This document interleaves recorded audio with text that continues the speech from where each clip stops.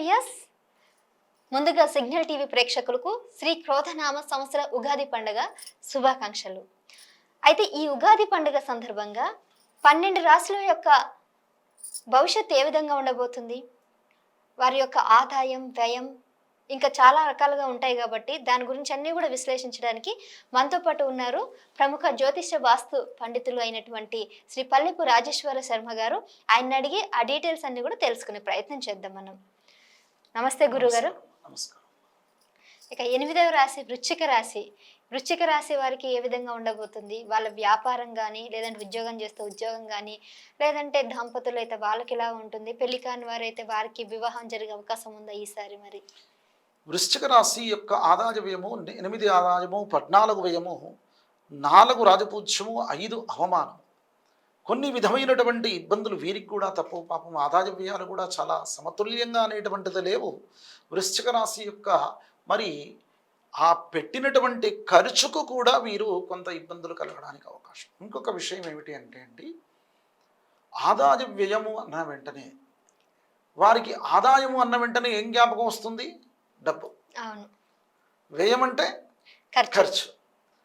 కానీ అసలు మీనింగ్ అదేనా అనంటే, అన్ని శుభాల యొక్క సామూహికమైనటువంటి ఒక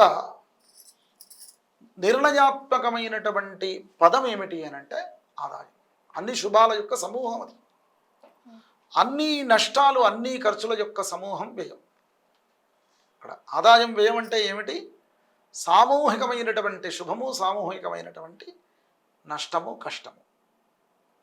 ఆ విధమైనటువంటి విధానంతో అనుకోవాలి. కానీ మనము ఏదో ఆదాయము అన్న వెంటనే డబ్బే అనేటువంటిది కాదు. అది మనం ఏదో అనువాదం చేసుకునేటువంటి క్రమంలో పడిపోయాము ఇప్పుడు. ఆ విధమైనటువంటి గైడెన్సే మీరు ఇస్తున్నారు కదా, మీరు అట్లా అనువాదం చేసుకుంటున్నారు కాబట్టి నేను అట్లా గైడెన్స్ ఇవ్వాల్సి వచ్చింది. అంటే డబ్బు కూడా ఒక ప్రధానమైనటువంటి శుభపరమైనటువంటి అంశమే కదా, అందు గురించి ఇవ్వడము అదమ్మా.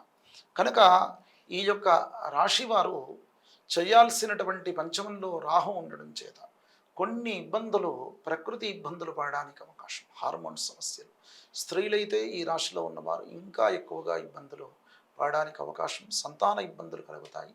చేయాల్సినటువంటి ముఖ్యంగా ఇవ్వాల్సిన ప్రప్రథమైన సలహా, దూర ప్రయాణాదులు పనికిరాదు. ఈ రాశుల వారికి దూర ప్రయాణాలు ఏ మాత్రం పనికిరాదు. చతుర్థంలో అర్ధాష్టమ శని కొన్ని ఇబ్బందులు కలగక తప్పదు.